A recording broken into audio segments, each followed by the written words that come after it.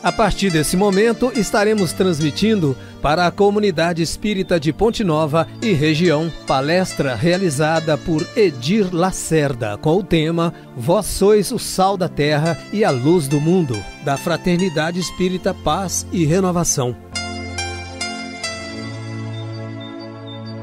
Hoje nós vamos estudar a passagem de Jesus que nos diz: Vós sois o sal da terra. Vós sois a luz do mundo. Após Jesus ensinar sobre as bem-aventuranças, dizendo: Bem-aventurados os pobres de espíritos, bem-aventurados os aflitos, bem-aventurados os mansos, bem-aventurados que têm fome e sede de justiça, bem-aventurados misericordiosos, bem-aventurados os limpos de coração, bem-aventurados pacificadores, bem-aventurados os que sofrem perseguição por causa da justiça. Bem-aventurados os que sofrem injúrias e perseguições. Ele completa este ensinamento com o que chamamos de assimilitudes. Assimilitudes quer dizer que cada um de nós somos semelhantes ao sal e à luz, dizendo: Vós sois o sal da terra. E se o sal for insípido, com que há de salgar? Para nada mais presta, senão para se lançar fora e ser pisado pelos homens. Vós sois a luz do mundo. Não se pode esconder uma cidade edificada sobre um monte, nem se acende uma candeia e se coloca debaixo do alqueire, mas no velador, e dá luz a todos que estão na casa. Assim, resplandeça a vossa luz diante dos homens, para que vejam a vossa luz diante dos homens, para que vejam as vossas boas obras e glorifique o nosso Pai que está nos céus. Mateus, capítulo 5, versículo 13 a 16. A comparação metafórica que Jesus faz aos seus discípulos com o sal da terra era particularmente apropriada à época, quando o sal era considerado valioso. Os orientais, que tinham de viajar sob o extremo calor do deserto, costumavam transportar grandes porções de sal-gema, que lambiam para aplacar a sede causada pela desidratação. Se alguém compartilha esse sal, doador da vida, com outras pessoas, dizia-se que havia comido seu sal, ou seja, que gozava de sua máxima confiança. Foi para adquirir este precioso bem que se estabeleceram as primeiras rotas comerciais nas civilizações antigas. Em algumas regiões, uma medida de sal tinha o mesmo valor que o peso equivalente em ouro e que se considerava um preço justo. Os legionários romanos recebiam um salário ou custeamento de sal, de onde deriva o termo moderno salarium. Além de sua qualidade como preservador da vida, o sal confere sabor agradável ao alimento. Sem ele, as refeições seriam insípidas para a maioria das pessoas. Portanto, assim como o sal é um artigo importante ao redor do mundo, o próprio homem é o sal da terra, porque dentre todas as criaturas, o ser humano, quem possui a maior capacidade de fazer o bem aos demais. Jesus afirma que se o sal perder o sabor, se tornaria inútil como tempero, e não poderia recuperar sua qualidade. Deverá, por isso, ser lançado fora. Similarmente, se os seres humanos, feitos à imagem de Deus, profanam essa imagem de viver, eles perdem as qualidades espirituais essenciais e, com isso, já não são os maiores benfeitores sobre a terra. As pessoas que levam a vida materialista se deixam pisotear pela inutilidade e pela morte. Essa parábola do sal e de seu sabor trata do testemunho e da influência espiritual que cada um deve exercer em relação àqueles que conosco partilham da senda do crescimento rumo à plenitude evolucional. Jesus vale-se de uma comparação material, concreta, o sal, de utilização comum nos condimentos para que os discípulos, ao buscar a essência de seus ensinamentos, parte-se do concreto para o abstrato. E os discípulos, que somos todos nós, necessitamos desta linguagem simples, extraída da familiaridade deles. Tem-se aqui uma comparação entre o sal material, simbolizado no sal espiritual. Desde as culturas antigas, o sal sempre foi utilizado para preservar, purificar e temperar os alimentos. Jesus, ao usar essa parábola, convida a todos para que, à medida que avancem no espiral das bem-aventuranças, cada qual no seu respectivo estágio evolutivo, atuem em favor do bem comum. Evita-se, assim, a decadência moral e ética, e se avança progressivamente no desenvolvimento do reino de Deus na intimidade. O sal faz a diferença onde é adicionado. A imagem que cada cidadão projeta-se, atua no bem, assemelha-se ao sal, evitando assim que a sociedade se torne rançosa. Afirma, em outras palavras, que os discípulos devem atuar no espiritual, tal como o sal serve no mundo da material. Não se importa o grau evolutivo que a criatura já conquistou, pois o progresso espiritual é eterno. Até mesmo uma migalha de nosso amor pode fazer maravilhas. Basta ter boa vontade de temperar. Os discípulos do Cristo têm de fazer na zona espiritual o que o sal faz no mundo material: dar sabor à vida e preservá-la da putrefação. O homem, sal, tem de ter a coragem de ser antipático à sociedade. Por amor à sociedade, ele tem que contrariá-la para salvá-la. O homem espiritual se guia por princípios e o homem material só é dominado por fins. O homem fraco é derrotado por fins egoísticos e o homem forte é orientado por princípios espirituais. Por isto, o homem de princípio não terá fim, é eterno, porque está sempre no princípio de sua vida e carreira. Os princípios preservam o homem como o sal, corrompe o homem como se corrompe os alimentos sem sal. Vós sois o sal da terra. Ser o sal da terra é conscientizar-se da função de ser elemento que dá sentido a tudo que é a razão maior do universo.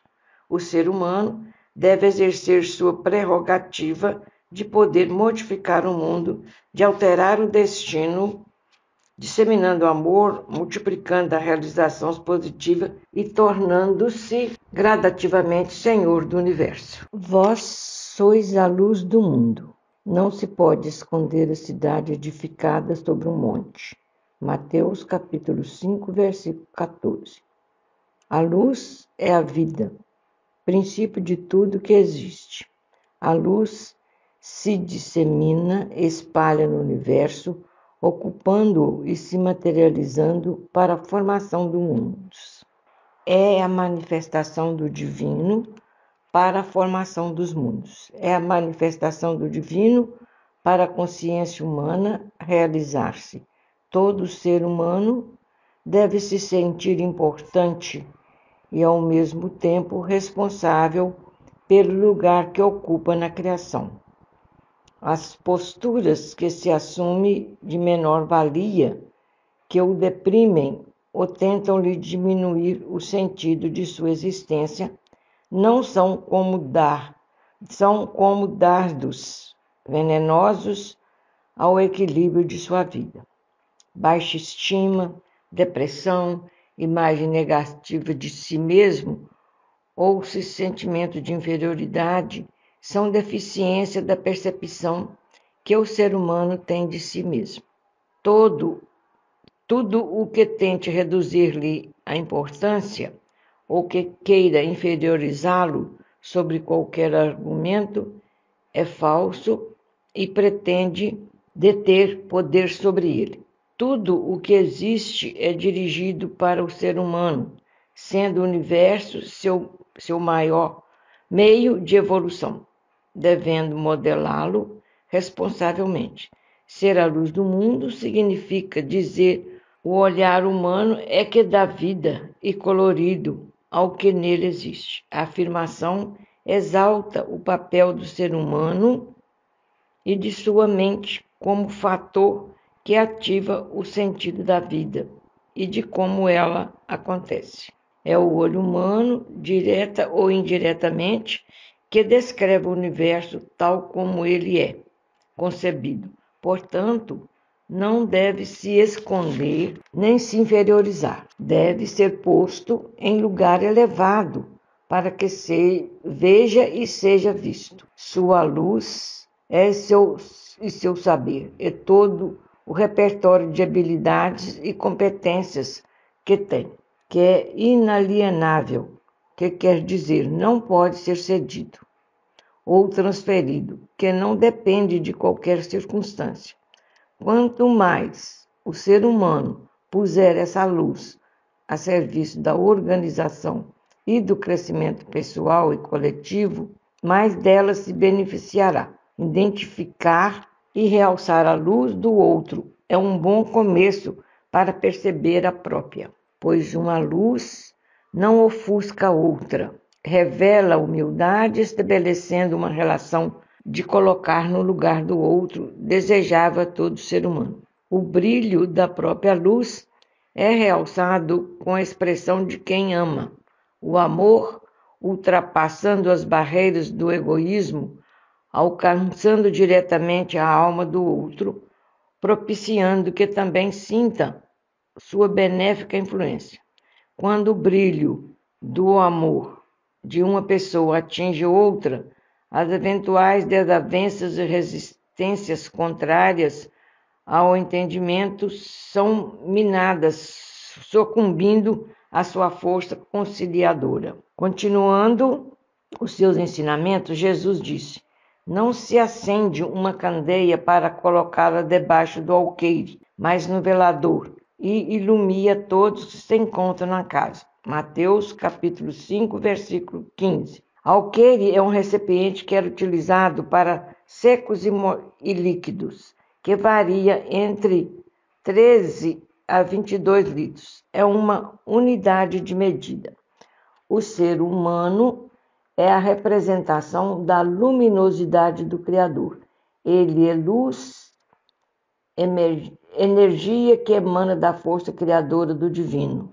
Tal luminosidade deve ser utilizada para afastar a escuridão, onde quer que haja.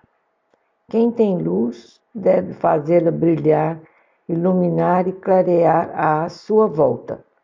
Todo ser humano nasceu para brilhar, para mostrar sua luz de forma natural e espontânea. A luz é o símbolo da consciência, pois ela permite a visibilidade, permite que se mostre o que está oculto para que haja vida. A luz tem a particularidade de ser absorvida ou refratada pelos objetos em que incide, quer dizer, que nela se espraia. Brilhar a luz é fazer o eu mostrar o que é e para que veio ao mundo. É não se omitir de se esconder de viver. A evolução não se consegue às custas da timidez ou do retraimento às experiências que a vida convida a todos. E para finalizar, vamos ver o que Jesus acrescenta em Mateus capítulo 5, versículo 16. Assim, brilhe também a vossa luz diante dos homens, para que vejam as vossas boas obras, que glorifique o vosso Pai que está nos céus. Nenhuma luz terá sua função exercida se for escondida. A luz deve brilhar em local visível para iluminar caminhos, coisas e pessoas. Jesus convida o ser humano a dar exemplo, a mostrar o que de bom tem e a influenciar as pessoas e não se omitir diante da vida, demonstrando naturalmente, sem vaidade ou desejo de se vangloriar, o bem que faz. Quando assim ocorre, o mal não se alastra, pois o bem exerce influência sobre todos. Glorificar a Deus é exaltar o que existe de melhor na alma humana, atitude fundamental para a sua felicidade. Todas as vezes que o ser humano valorizar o que de melhor possui, aumenta sua autoestima, além de irradiar seu estado interior, contagiando o que está à sua volta. O ser humano não deve se abater, não se deve intimidar e nem admitir ser inferiorizado sob qualquer pretexto. Portanto, deve permitir que suas qualidades apareçam e sejam notadas, sem autopromoção barata. A humildade é desejável desde que não pareça omissão nem pretensa superioridade baseada na diferença dos demais. Toda luz deve estar acesa quando a escuridão pretender se abater sobre a alma. Deixar que a própria luz brilhe e também irradiar amor, ter alegria íntima, ter paz no coração e exalar amorosidade. Boas obras são resultantes do desejo de agir e construir que é útil para a sociedade.